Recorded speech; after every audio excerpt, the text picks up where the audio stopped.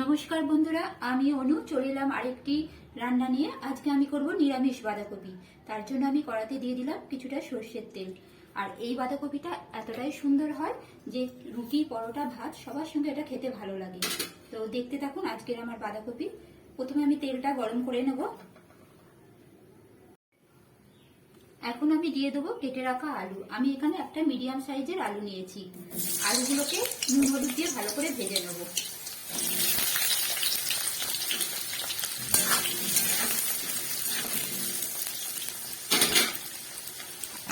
দিয়ে দেবো একটু নুন, 7 চামচের মতন দিলাম হলুদ দিলাম, আর দিলাম নুন দিয়ে আলুটাকে আমি ভালো করে ভেজে নেব, একটু লাল করে ভেজে নেব।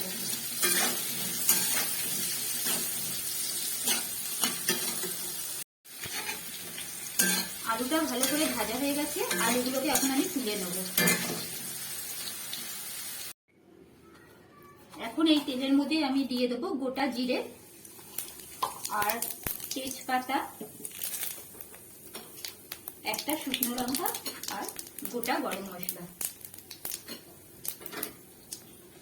মশলাটা একটু ভাজা করে দেবো।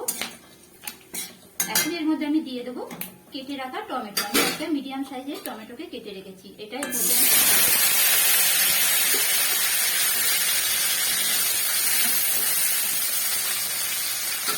দিয়ে টমেটোটাকে আমি একটু ভালো করে ভেজে নেব। একটু টমেটোটা নরমও হয়ে যাবে। টমেটোটা নরম হয়ে গেছে, এর মধ্যে আমি এখন কিছু মশলা দেবো। প্রথমে দেবো একটু নুন, দিয়ে দিলাম নুন, হলুদ 1 চামচের মতো হলুদ দিলাম, আর দেবো এখানে আমি একটা কাঁচা লঙ্কা আর আদাকে বেটে একটা পেস্ট করে রেখেছিলাম, সেটাকে দেবো। এটা আমি লাল লঙ্কাগুলোকে যেহেতু বেটেছি, এটার কালারটা লাল হয়েছে। এই বাটাটা আমি দিয়ে দিলাম, দিয়ে একটু ভালো করে কষাবো।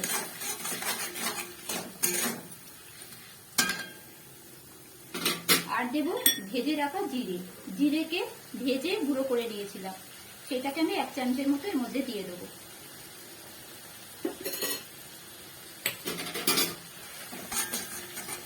দিয়ে আবার ভালো করে একটু কষিয়ে নেব।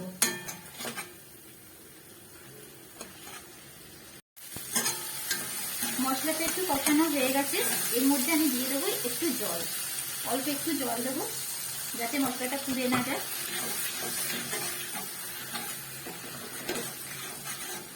এবার এর মধ্যে আমি দেবো মটরশুঁটি।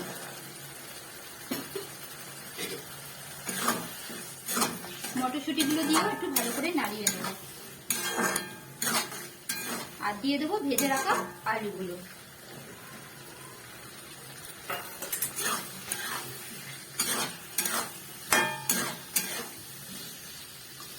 এখন এটাকেও আর একটু ভালো করে কষিয়ে নেব। গ্যাসের ফ্লেমটা লো রাখবো। এটা কষানো হয়ে গেছে, আর এর মধ্যে কিন্তু আমি কোনো গুঁড়ো লঙ্কা দিইনি, কারণ কাঁচা লঙ্কাগুলো লাল ছিল, তাই কালারটা ভালোই এসেছে। পরে যদি দরকার লাগে তাহলে দেবো। আর এর মধ্যে একটু অল্প আমি চিনি দিয়ে দিলাম। বাঁধাকপির তরকারি একটু মিষ্টি না হলে ভালো লাগে না, অল্প একটু চিনি দিয়ে দিলাম। এখন আমি দিয়ে দেবো বাঁধাকপি। আমি একটা অর্ধেক বাঁধাকপিকে সেদ্ধ করে নিয়েছিলাম, সেদ্ধ করে জলটা ফেলে রেখে দিয়েছিলাম, কারণ বাঁধাকপি সেদ্ধ করা থাকলে এটা খুব তাড়াতাড়ি হয়েও যায় আর খেতেও ভালো লাগে। তো আমি সেদ্ধ করা বাঁধাকপিটা দিয়ে দিলাম এর মধ্যে। এখন আমি এটাকে আবার ভালো করে নাড়িয়ে চাড়িয়ে নেব, নিয়ে ভালো করে কষিয়ে নেবো। আর এই সময় আমি এটাকে একটু চাপা দিয়ে দেবো। চাপা দিলে বাঁধাকপিটা মশলার সাথে ভালো করে মেখে যাবে। আমি এখন 5-7 মিনিট এটাকে একটু চাপা দিয়ে লো ফ্লেমে রেখে দেবো।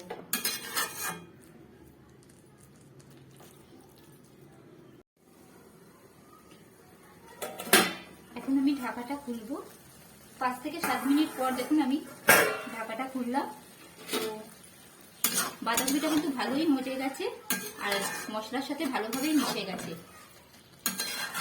একটু জল জল আছে, আমি আর একটু চাপা দিয়ে রাখবো, তাহলে আর কিছুক্ষণের মধ্যেই বাঁধাকপিটা কিন্তু রেডি হয়ে যাবে। আর একটু চাপা দিয়ে দেবো। এই বাঁধাকপির তরকারিটাকে আরো টেস্টি বানানোর জন্য আমি আরেকটা মশলা করে নেব।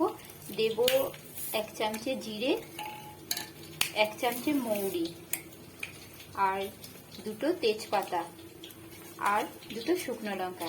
এটাকে আমি 1 থেকে 1.5 মিনিট একটু ভেজে নেব।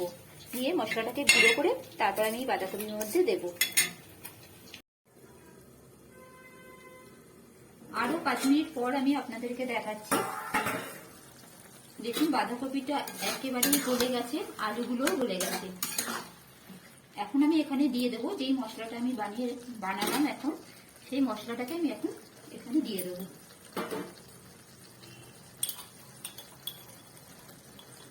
এই মশলাটা আমি 1 চামচে দিয়ে দিলাম। আর এই মশলাটার জন্যই কিন্তু বাঁধাকপিটা খেতে আরো সুন্দর হয়ে যায়, যেহেতু মৌরির একটা ফ্লেভার থাকে এখানে। আপনারা দেখতেই পাচ্ছেন এটা দেখতে কত সুন্দর হয়েছে। আর 2-3 মিনিট এটাকে আমি চাপা দিয়ে রান্না করব।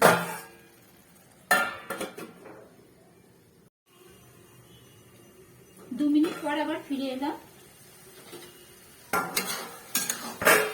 বাঁধাকপিটা দেখুন একেবারেই হয়ে গেছে আর জলটাও শুকিয়ে গেছে। এখন আমি এর মধ্যে দিয়ে দেবো একটু গরম মশলা, অল্প গরম মশলা দিয়ে দিলাম। আর দেব 1 চামচে ঘি। আর ঝালটা যেহেতু আমি দেখে নিয়েছিলাম ঠিক আছে, এর থেকে বেশি ভালো লাগবে না, তাই আমি আর গুঁড়ো লঙ্কা দিলাম না।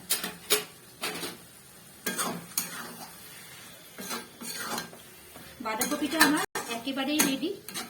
এইভাবে একদিন বানিয়ে দেখবেন। এই বাঁধাকপিটা কিন্তু এই মশলাগুলোর জন্যই ভালো লাগে আর খেতে কিন্তু দারুণ হয়। এরপর আমি আপনাদেরকে পরিবেশন করে দেখাচ্ছি।